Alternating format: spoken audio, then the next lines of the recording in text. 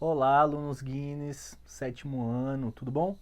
Eu vou gravar esse videozinho porque alguns alunos ficaram prejudicados com a questão do áudio da nossa aula, né? Que aconteceu na segunda-feira, dia 8, hoje, né? O mesmo dia que eu estou gravando esse vídeo. E aí eu vou fazer, né, um resuminho do conteúdo que a gente viu em sala para que esses alunos que estavam em casa não fiquem prejudicados, né? Porque houveram algumas queixas de que eles não conseguiram ouvir direito, alguns não conseguiram ver, né? Então, só para a gente poder manter o fluxo do conteúdo certinho, tá? E ninguém se sentir prejudicado, visto que não conseguiu ouvir direito, que a gente teve um probleminha técnico, tá bom? Eu queria relembrar que a gente está bem no comecinho do nosso conteúdo anual, né? A gente está no capítulo 1 e bem naquela introdução. Na aula passada a gente fez a abertura do capítulo, né? Que já é costume a gente fazer da mesma forma, né? A gente observa a imagem que tem na abertura do capítulo, lê o pequeno trecho de introdução, tenta responder essas três questões. Então é interessante, se vocês não tiverem feito, façam, tá? A abertura ela fica na página 272 e 273 do nosso material didático.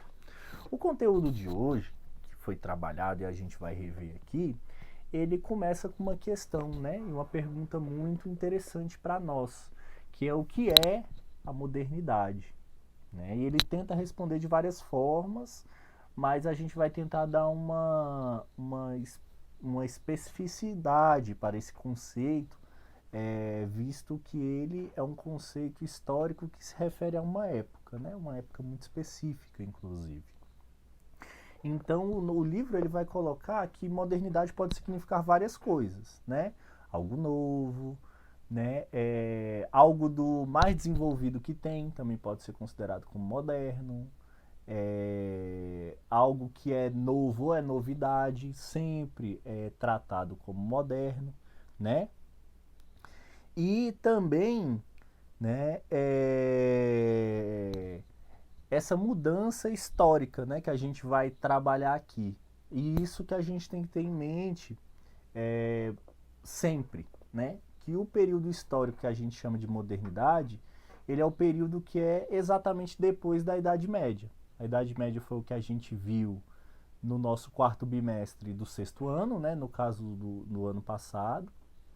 Ele é o assunto que é visto no quarto bimestre. É o último assunto, a Idade Média. A gente viu, né, para quem estudou aqui no ano passado comigo, a gente viu, né, várias coisas, como se davam os castelos feudais, como era dividida a sociedade feudal, como se davam os costumes.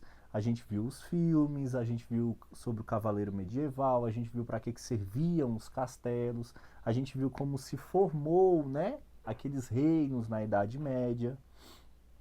E a modernidade ela vai ser exatamente o período histórico depois da Idade Média. Só que ele vai trazer alguns elementos muito incomuns, que é principalmente a questão de haver reis. Na Idade Média a gente viu que havia reis, havia servos, né? Havia o clero, as pessoas que faziam parte da igreja. A gente vai ver na modernidade que também existem, né? Os reis, existem também o clero, só que, além de existir divisões sociais que são parecidas com a Idade Média, tem suas diferenças, que é essas diferenças que a gente vai ter que enfatizar aqui. Mas a gente vai ter que, primeiro, entender que o moderno, então, significava para as pessoas que viveram na modernidade, principalmente os intelectuais da modernidade, significa, né, algo novo. Então significa que eles sabiam e eles percebiam que eles estavam vivendo algo novo, né, que eles estavam vivendo uma nova era. E a gente vai entender por quê, beleza? O livro ele traz uma explicação muito interessante que a gente tem que tomar cuidado e perceber ela de forma correta, que é o fato de que nos últimos dois parágrafos da página 274 ele vai trabalhar que a palavra modernidade significava para os próprios europeus algo novo, algo moderno, em certo sentido, algo correto que todos deveriam seguir. E por esse motivo, eles consideravam outros povos que não eram europeus como não modernos.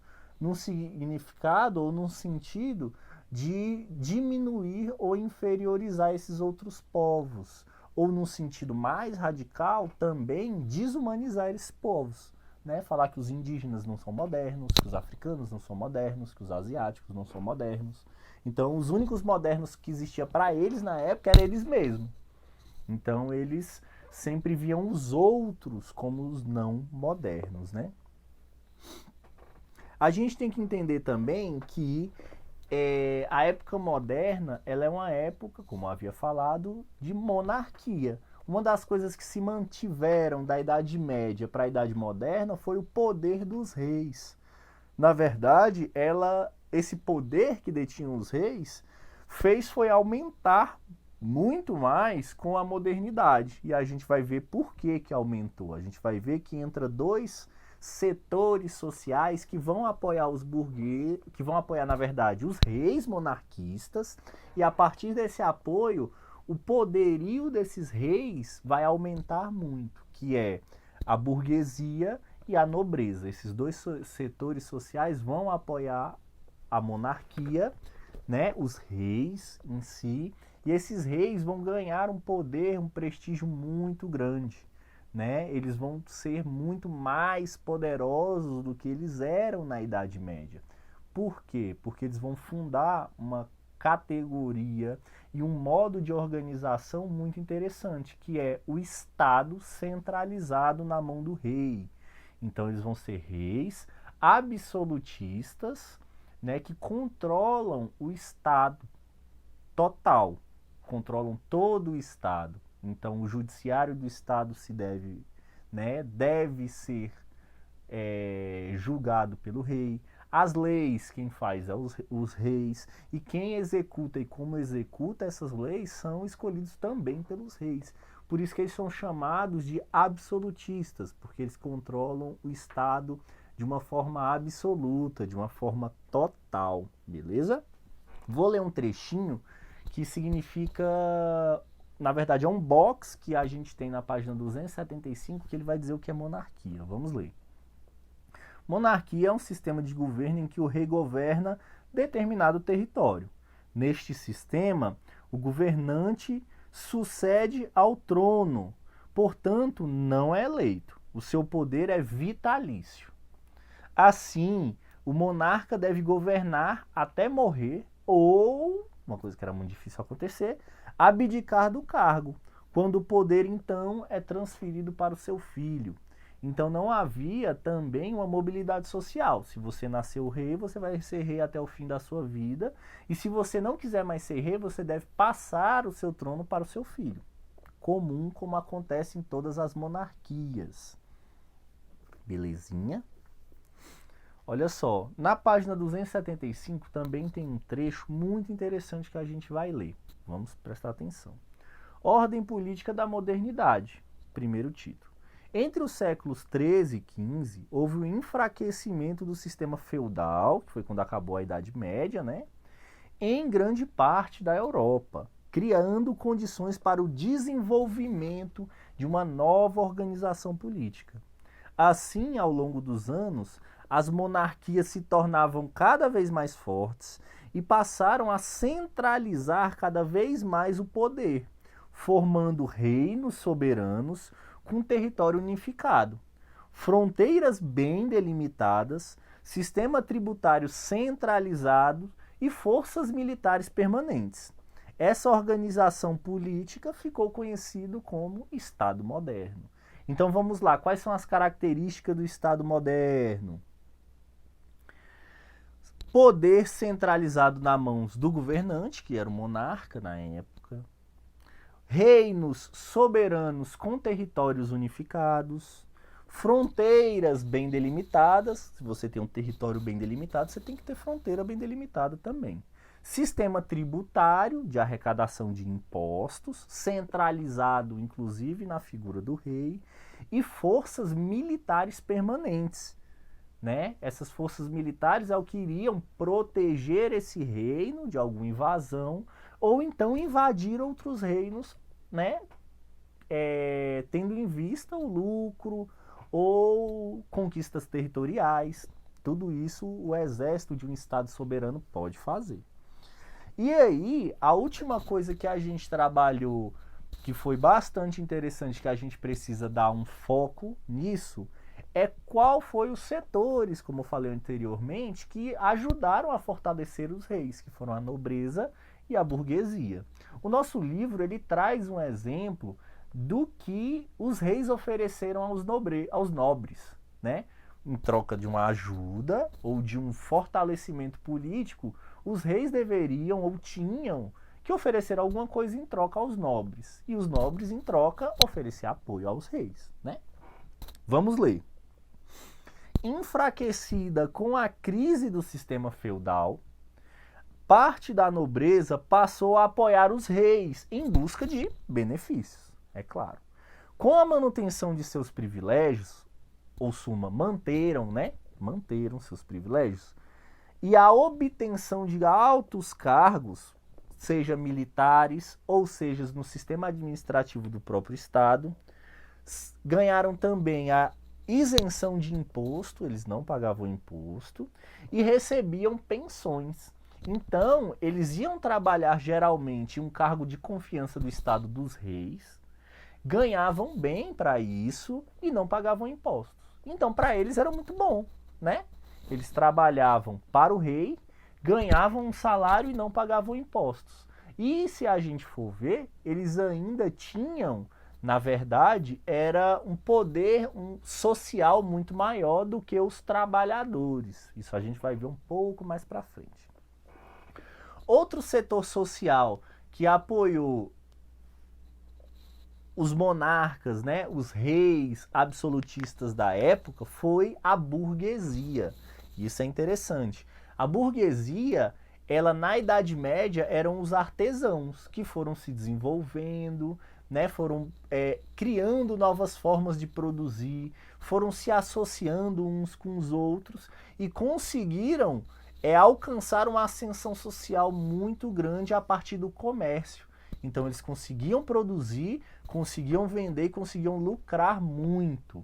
Então eles eram uma classe social naquela época em ascensão, uma classe social que estava ganhando poder político e que estava ganhando poder, principalmente poder financeiro, visto que eles eram comerciantes também e lucravam muito com o comércio. Vamos ver o que o livro traz para falar para a gente deles. Já a burguesia, que estava em ascensão desde o final da Idade Média, apoiou o fortalecimento dos reis em troca de reformas que as beneficiassem, que beneficiassem a própria burguesia, né? Claro.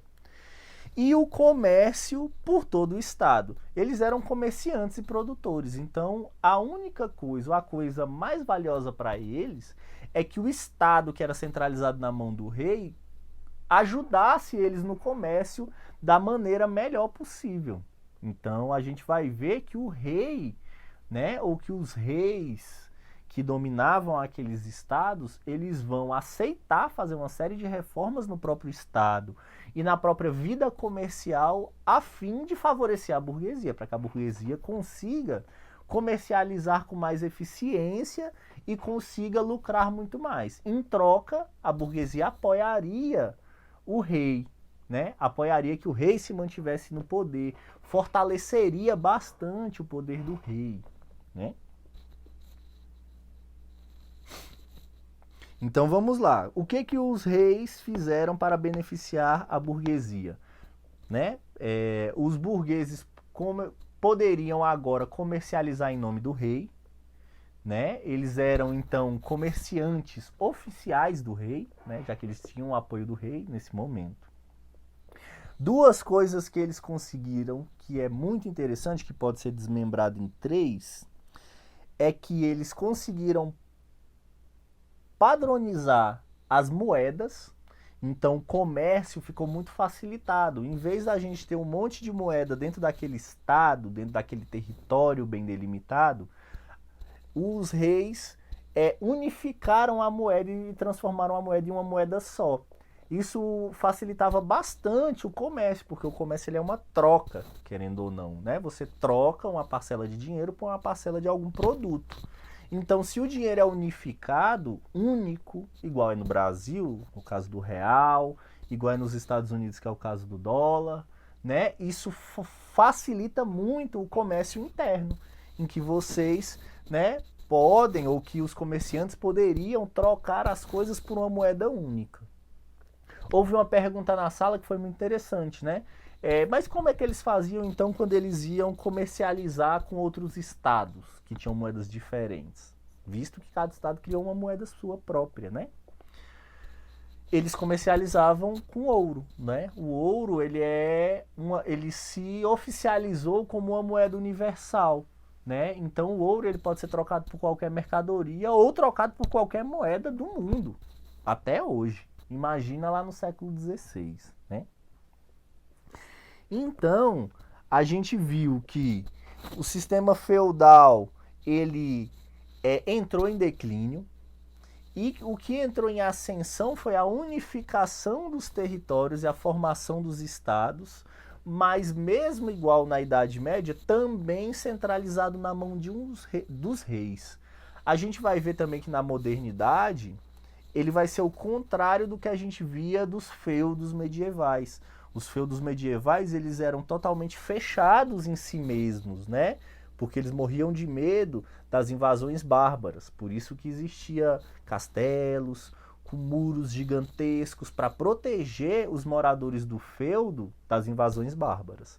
Na modernidade, isso vai se inverter, né? Vai voltar a ter uma ascensão das cidades e dos comércios, né? E de todo o território, uma unificação e uma integração um pouco maior por causa do comércio, né? Então essa ideia de serem feudos fechados vai acabar e ela vai virar cidades grandes, comerciais, né? Cidades que a gente costuma chamar de cidades burguesas, cidades do comércio, onde mais para frente a gente vai ver que mais uns 2 séculos adiante vão se formar os grandes centros industriais, né, onde tem as indústrias de produção em larga escala, né? Aqui é apenas o surgimento do Estado moderno, belezinha? Então é isso que eu vou pedir para vocês. Quem não tiver feito a abertura do capítulo, faça, olhe, veja o mapa, leia o texto, tenta responder as questões, mesmo que seja na cabeça, porque elas são questões só para a gente refletir, não são questões para a gente anotar no caderno nem nada. Peço também que, se possível, ler a página 274, que fala sobre o que é a modernidade. Também que leia a página 275, que fala sobre a ordem política da modernidade e o sistema de fortalecimento dos reis por meio dos nobres e burgueses. E vou pedir, finalmente, que pulem para a página 277 e façam a atividade número 1. Foi essa atividade passada para casa em sala e eu estou indicando aqui também no vídeo que façam a atividade número 1. Amanhã a gente provavelmente vai ter... Não, nossa aula não é amanhã. Nossa aula agora de história é só na sexta. Então na sexta-feira a gente vai corrigir a atividade 1 e vai fazer a atividade 2 também em sala juntos, tá? Pra gente discutir, conseguir fazer a correção das frases que estão erradas, mas para casa vocês façam só a atividade 1, tá? E o nosso conteúdo foi esse no dia de hoje. Aqui no vídeo fica muito mais rápido, que a gente não tem que responder as questões que os alunos colocam, que os outros colegas de turma colocam, né? Então fica um pouco mais rápido. Mas assistam o vídeo, leiam as páginas que foram pedidas para vocês entenderem. Se possível, grifem de lápis as partes que vocês acham mais importantes e façam a atividade 1 da página 277. Espero que, se alguém tenha ficado com dúvida ou que não conseguiu acompanhar a nossa aula durante a aula, que esse vídeo ajude bastante a esclarecer as dúvidas e os temas que foram trabalhados na nossa aula, tá bom? Vou ficar por aqui, espero que vocês fiquem bem e que vamos continuar a semana. Hoje é apenas segunda-feira. Beijo, até mais!